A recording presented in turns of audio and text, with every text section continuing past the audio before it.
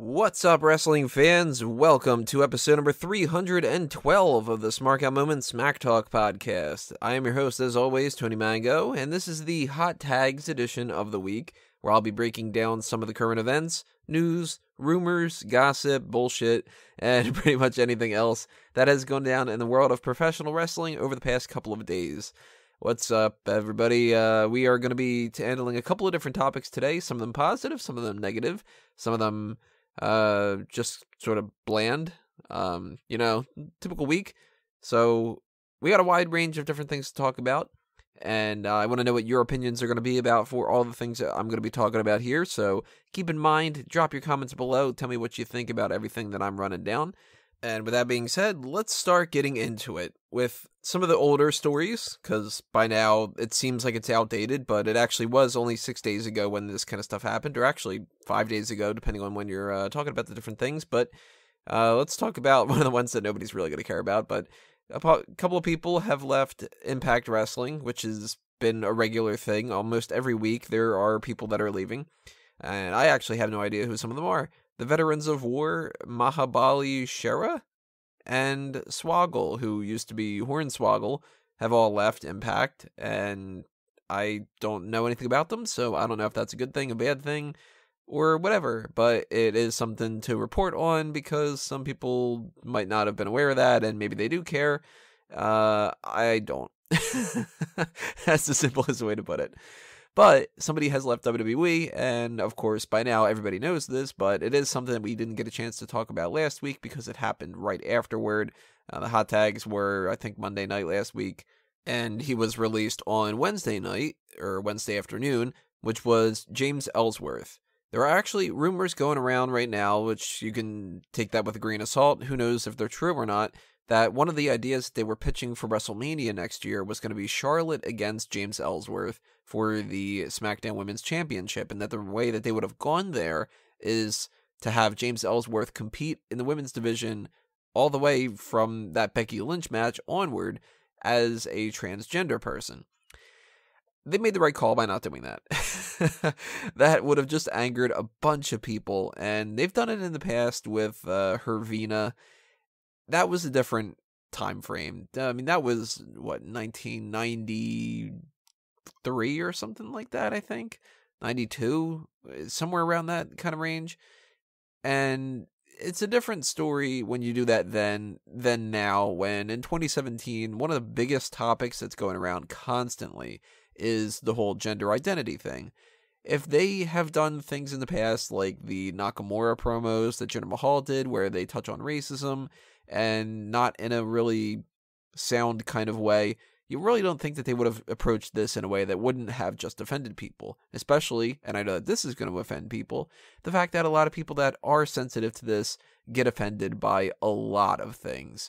You have tons of people who are in this community that would get offended at the idea that somebody called them the wrong pronoun. So it's a sensitive thing for a lot of different people, and I highly doubt WWE would have approached this with any kind of sensitivity. So that's the smart decision not to go that route. As far as releasing Ellsworth goes, I'm a bit on the fence about it. I understand why, and I can't disagree with the idea that releasing him might not just be the best idea, because if they are doing a cost-cutting kind of procedure breakdown of what they've been doing lately, he is somebody that they could just nix the contract of and not have to deal with paying him. He wasn't really being used all that much, and his contract was up. He had been there for a year. He was somebody that was brought in mostly as a joke, because he, did his whole thing with Braun Strowman, and they kind of just liked the way that he looked and thought that it was sort of funny. So before you knew it, he was the king of SmackDown. He was all over the place, and this is before he even had a contract. Then he gets a contract, and within a few months, he's not doing anything. They paired him up with Carmella and really didn't utilize him all that much at all. So for them to get tired of him after a short amount of time, we saw this one coming a mile away. I still think there was at least a little bit of potential that you could have kept him for a little bit longer, maybe signed him to a 6-month extension and put him on 205 Live. He could have been a jobber on there for a little bit. That would have been kind of interesting. It's not the end of the world that he is released. I'm sure he's disappointed that he's released because he would rather work with WWE. But hell, this dude popped up to get his ass whooped by Braun Strowman, and he ended up being somebody who ended up having multiple WWE title shots and main events on SmackDown, and a legitimate employee from WWE for an entire year. That's not something that most people get, especially somebody who looks the way that he does, doesn't really have all that much to offer, and wasn't going to be some kind of young upstart that they were going to, take like Brock Lesnar and make the next big thing. That wasn't going to happen with Ellsworth. So I'm sure that he's grateful, and I'm sure that some people are going to miss him. I'm not necessarily going to miss him. If they would have kept him a little bit longer and done a couple other things with him, I wouldn't have been annoyed. It's not like he was like somebody that I wanted to get released, but I can understand why, at the very least. So if we're talking about splits, we got to go from WWE parting ways with James Ellsworth to a whole situation going on with David Otunga right now. He has split from his wife, now I'm assuming in the process of being ex-wife, Jennifer Hudson, and on top of that, as bad as that is, I mean, that's already ruining a family, essentially. There's also a domestic abuse case opened up against him, where there's allegations that he had this gun and that he was Jennifer Hudson was worried about the safety of herself and her kids and stuff like that. And this is not something that you want to go through. It doesn't sound all that good. Now, Otunga is a lawyer, so he knows how to navigate this field, and I'm sure that the statements that they give out are going to follow suit, where he had said that he completely denies the allegations and that he doesn't understand like where this is all coming from, and blah blah blah blah blah, like that kind of stuff. But WWE did the right thing. They distanced themselves a little bit from Otunga. He was not on the panel. I still think that David Otunga doesn't deserve to necessarily have a job in WWE anymore because he's not a good analyst and character on screen. So they can pull plenty of other people. And now that he doesn't have the Jennifer Hudson connection, which really didn't do that much in the process that he's been in the past couple of years anyway, but without that and with this kind of, tainting his mark a little bit, I would not be all that shocked in the world to see David Otunga get released from WWE. Maybe this is kind of one of their outs and they didn't necessarily have too much for him in the future. Maybe he's well-liked enough that they're going to let this blow by. I don't know. From my perspective, I think that even though it sucks if he's completely not guilty of anything, to have, you lose your wife and you are fighting this legal battle over your custody of a kid and everything like that, and to lose your job on top of that, but sometimes you gotta burn down a forest in order to plant something new. So I think that Otunga is going to be fine no matter what. He is a Harvard-educated lawyer, so I'm sure he'll get plenty of job opportunities, plenty of other places. But yeah, this is not good for the Otunga family. And normally I would be making a joke here about the whole running gag that we've got going on with Smark Moment, but at the same time, there's not too much information about it, what's true, what isn't true, who's possibly the one to blame in this, because you got one side saying that he might be abusive, which of course that's terrible. You got another side saying that maybe she was cheating on him. Who knows? But it is something that is a part of the gossip reel, and something to mention too. Little thing to mention that is on a positive side of things. Ken Anderson, you might remember him as Mr. Kennedy or Mr. Anderson, depending on if you are more of a WWE guy or a TNA guy or whatever. He has taken a job as a ring announcer for Top Rank Boxing, and I'm all for this. He was great on the mic, and that was the best thing that he had going for him, easily the best thing he had going for him. And his ring announcing work was his gimmick, essentially. So for him to do a job that just is the ring announcing, you know what? He doesn't have to bang his body up. He can continue to do the same thing that he's done before, where he's involved in sports entertainment. I'm sure he can still try to look for acting roles and everything if he's interested in that. But he, as a ring announcer, is great. And he has a gimmick built in already, because he can do that repeating the name type thing that he's been doing from, pretty much the start when it comes to his career. if he made a career out of saying, Mr. Kennedy, he can do that when he's announcing anybody else. You know, if he's going to announce Floyd Money Mayweather, he can say Floyd Money Mayweather. There's no copyright necessarily when it comes to that kind of a thing. And they all have their own little signatures. I mean, Buffer's got Let's Get Ready to Rumble. There's the whole It's Time kind of a thing. That could be his signature. So I think this is a great career move and some positive news to balance out the whole domestic abuse thing. Here's a little weird thing to mention. WWE offered people, for some God knows reason, Survivor Series for $24.99. And if you think about this for a minute maximum, by the time you realize that there's a mistake going on here, why would you do that? You either get, if you have not signed up for the WWE Network at any point yet, you get 3 months for free. So why would you spend $24.99 if you can get 3 months for free? Or if you have signed up for and you don't get 3 months that you can kind of get for $0, if you sign up for 1 month, it's $9.99. And then you could just cancel right afterward. So why would you spend $24.99 if you can spend $9.99? This is very awkward, and I don't understand their mentality behind this, because in my mind, I would think maybe it would be something where it would be like, hey, if you only want to watch Survivor Series, we will give you a passcode to watch only Survivor Series for $5.99.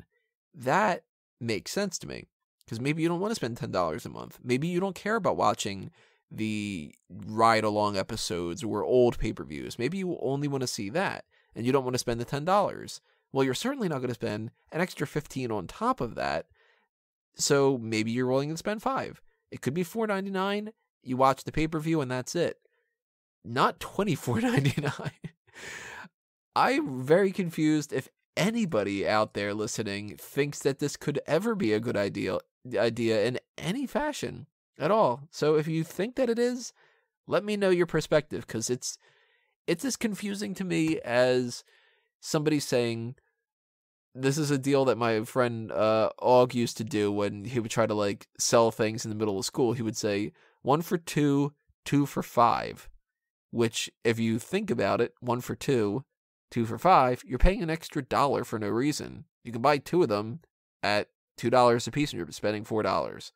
This is that kind of a thing. Why the hell would you ever spend $24.99 if you can spend 10 or 0? It's just ridiculous. But speaking of the WWE Network, we have 2 things to talk about on top of that are actually like network show related kind of things, which one of them is that we've got a cancellation of a show, unfortunately.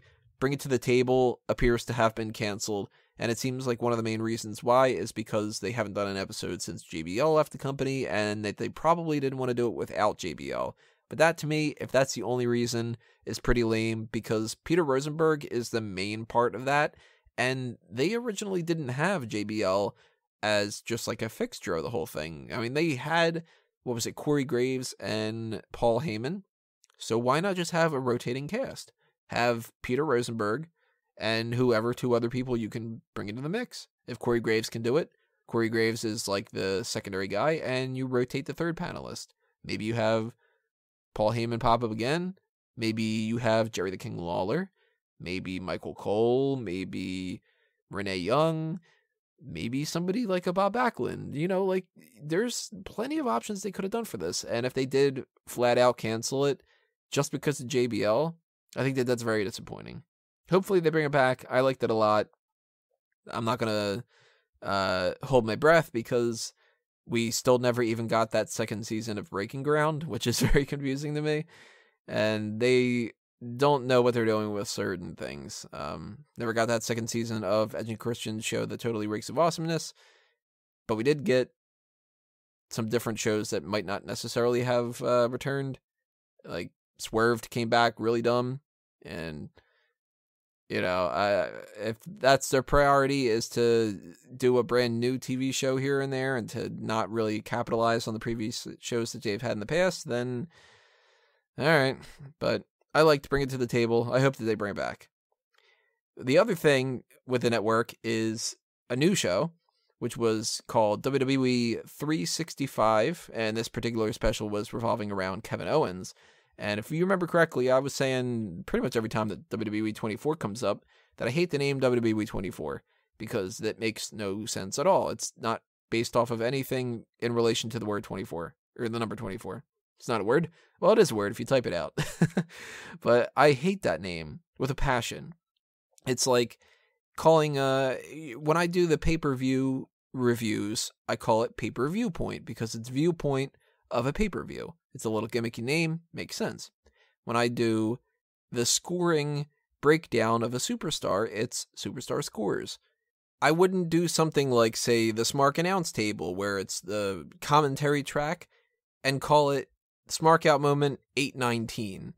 Because it would be like, well, what's the 819 for? Do you have like 8 minutes and 19 seconds? Do you have 819 people? No, it's just 819. Well, why is it WWE 24? I don't know. They just call it that. It should be called WWE Insights or WWE Behind the Scenes or Backstage Pass. Something like that would be a hell of a lot better of a title.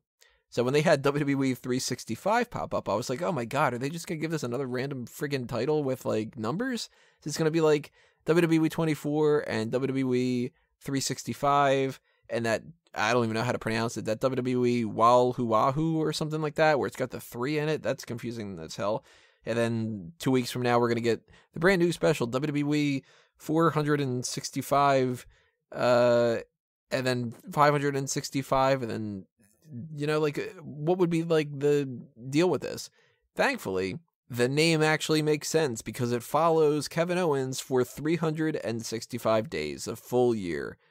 Wow, is it really all that difficult to figure out the names of these kind of things?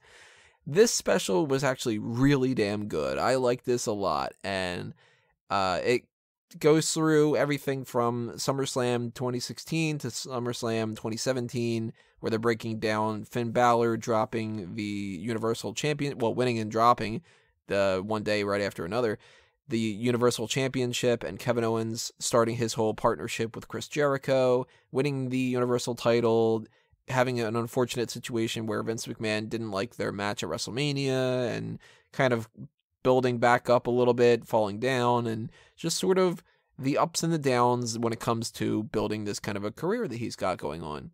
And it was like perfect for the most part. It told you behind the scenes stuff. It was very sincere. I didn't catch any kind of bullshit of like them trying to rewrite history necessarily. I just liked it a lot. I think that this is one of the best recommendations I can give as far as that whole see it, skip it type of thing. Definitely see this. Definitely. I don't remember how long it was because I actually didn't pay too much attention to what time it was when I put it on. But it might have been like an hour. Might have been 35 minutes or something like that. Whatever it is, whether it's an hour or whether it's shorter than that, I definitely think that you should be checking it out. So, big old thumbs up as far as I'm concerned. Not just for the title of it making sense, but the special itself. And I'm really kind of hoping that we get some more of these in the future, that this isn't just like some one-off thing and that they're not going to do it anymore. Don't do the WWE 24 anymore. Just do 365. Or if you're going to do 24, rename it to something else. So, we have two things to talk about from Monday Night Raw itself. One of them I'm confused about and not too happy about, and the other one I'm flat out not happy about. So unfortunately, the goodwill that has been brought up from NXT TakeOver and from Survivor Series, where I'm talking about how great everything is and how it seems like WWE knows what they're doing and they're not making these dumb mistakes, well, it seems like they're back to doing that again. The one that is the least offensive to me is that Paige has returned to Raw. She is now still on the Raw roster. She turned heel in the process, which is the right call as far as I'm concerned. And she also brought up with her Sonya Deville and Mandy Rose from NXT. The positive when it comes to this is I didn't see it coming. I figured if Paige did return, she would be better off on SmackDown. That's not the biggest surprise, though. The whole thing with Sonya Deville and Mandy Rose, that's the bigger surprise. And I'll give them credit that I wouldn't have guessed that that would have been something that would have happened. The downside to this is, huh?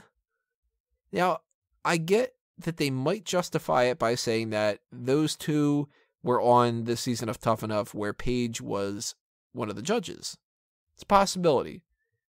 So, in universe, maybe it makes sense. We know that Sonya Deville and Mandy Rose are friends behind the scenes, so maybe they kind of went to Paige, looked out for her as like a mentor. Okay, I'll buy into that a little bit. But you mean to tell me that Sonya Deville is ready to go up to the main roster more than Peyton Royce and Billie Kay? And even more so, Mandy Rose is ready to come up to the main roster? Because she did one move and she botched it. Not horribly, it wasn't the end of the world, but she still kind of botched it. And for them to not bring her up to even the regular episodes of NXT and have her skip it and go to the main roster is very confusing to me. Doesn't seem to make a whole lot of sense. Particularly, why do we have Paige, Sonya Deville, and Mandy Rose all coming up to the main roster, all on Monday Night Raw, when we just brought Asuka up, and we just got rid of Emma and Summer Rae? Did they get rid of them because they wanted to move them up and that they knew that they needed to bring more people into the mix? And they don't want to do something with like Alexa Bliss and Nia Jax and all them? Because that's what's a little bit confusing to me with like the balancing act of this. I was imagining we would get Nia Jax, Alexa Bliss, and Asuka for WrestleMania, and Paige to not be in the mix whatsoever, that she would have been maybe a part of something with people on SmackDown or something. And now it's like we've got Paige as a heel and Alexa as a heel and Nia as a heel and Asuka technically as a babyface. Dana Brooke just turned heel too. We have a lot of heels, all to sort of balance out Asuka, Bayley, Summer Rae, Sasha Banks, and Mickie James. And people are going to get lost in the shuffle. I'm a little bit worried about Nia Jax. I'm a little bit worried about Alexa Bliss. Dana Brooke has nothing going for her. She's not going to be pushed. So she might end up going to SmackDown. I don't know. But I'm not too keen on all this. It's not something that I think is like the best idea. And I could be proven wrong. And I like Sonya Deville enough that I'm not really worried about her. I'm worried about Mandy Rose. And I don't like Paige at all anymore. I really just don't like Paige. So for her to get like the spotlight again, it's not too surprising, but it's disappointing because I really was kind of hoping that they would humble her a little bit. And I don't want her to turn Alexa Bliss babyface. I don't think that she's better as a babyface. I think she works perfectly as a heel, but I don't want to see Paige win the championship no matter what, ever anymore. And I don't want Asuka versus Paige. I don't want like Sonya Deville and Mandy Rose against Bayley and Sasha Banks for the next 6 months. So I'm just not all that into it. And hopefully I'm proven wrong. Hopefully they have some kind of an idea in mind that is better off. But after having so many good ideas for Survivor Series and NXT TakeOver, I'm just worried that they kind of got into panic mode and made the right decisions for that. But now they're like reverting backwards. Like they're snapping back like a rubber band. Because the other thing that happened is Roman Reigns won the Intercontinental Championship. There were rumors about this months ago that he was going to win that and that they were going to make the big story about how the Universal title is the only championship that he hasn't won. And lo and behold, he wins the title here tonight. And the very first thing that they say is the one title that's eluded him, well, he still never won the Universal title. So you're going to continue that story. And that narrative is boring as hell. I don't give a shit about it whatsoever. I think it's dumb that Roman Reigns is the Intercontinental Champion. They're putting that title on him just to give him something to do and just to give him another accolade heading into WrestleMania. And this is the same thing I've been talking about for a friggin' year. I do not like the Roman Reigns Brock Lesnar scenario. And everything this year has been built around you need to do as much as you can to build up Roman Reigns and Brock Lesnar because then the people will cheer. It's not going to work. I'm telling you, all that happens out of this is Roman Reigns is going to have a short Intercontinental Championship reign. He'll drop it somewhere around the Royal Rumble, whether it's a little bit before that or it's a little bit after that. We're not heading into the middle of March with him as the Intercontinental Champion. And even worse will end up being if he is the Intercontinental Champion going into WrestleMania and it's the Intercontinental Champion versus the Universal Champion, and they just do that whole Ultimate Warrior type thing, because I really don't want to see that. But the one saving grace that I can think of is maybe with Roman Reigns having the Intercontinental Championship, maybe we're going to see Samoa Joe take that belt away from him. And there's some teasing that we're going to get Triple H versus Braun Strowman down the line. I don't think that's happening at WrestleMania. I think that Triple H and Kurt Angle is happening at WrestleMania, and Braun Strowman is going to fight Samoa Joe. And if that is for the Intercontinental Championship and the Intercontinental title goes over to Braun Strowman, future warning, I'll be annoyed that Samoa Joe didn't get a longer run, but I kind of want Braun Strowman to win, like, the Intercontinental title and the Universal title and, whatever. So I'm trying to look on the silver lining for this all, but it is not something that I'm all that happy about. I like The Miz as my Intercontinental Champion, and if I were going to have somebody else, I would rather have a couple other people. I think that this whole idea of giving it to Roman Reigns is just the same type of stuff that we've been seeing for a long time, where they just have this one idea in their brain and they refuse to acknowledge anything else. And if you watch the 365 Kevin Owens special, you sort of get the feeling that it was just like, well, everything is great. And then they decide, you know what, we have to put the title on Goldberg and we'll figure out everything else afterward. And it's their priority just becomes the one thing that they've got on their mind, and then they let everything else go, and then they have to start filling in the blanks. And I hate that they do that, because Roman Reigns winning the IC title is just primarily just to give Roman Reigns another little tip of the hat. I don't think it's going to make anybody cheer him. I don't think that it's going to make the Intercontinental title anything better than what it was. I think, if anything, it's kind of make it worse. I don't anticipate any kind of good feuds coming out of this, and I just don't like it. So this ended up being a really good weekend of a great 2 back-to-back pay-per-views, and by the end of Monday Night Raw, I'm sour on the future again in a lot of different ways, and that's really disappointing. Yeah, so between Paige and the Roman Reigns situation, god damn it. But those are the hot tags of the week, everybody. Make sure that you tell me what you think about all these topics, whether you agree or you disagree. Maybe you actually like the Paige situation with Mandy Rose and you think that she's ready to be called up. If you do, I don't know what the hell matches you've been checking out to see that, but yeah, whatever the case may be.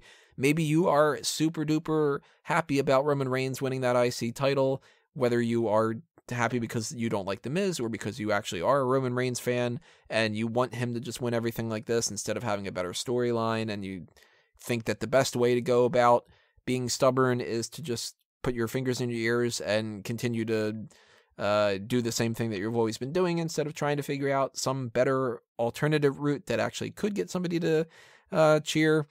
It's a little passive-aggressive comment right there, but maybe you think that this is something that is the better idea. And if it is, argue your case. Argue is what I meant to say, not argue your case in the comments below. Tell me what you think about that and all the other topics that we're talking about.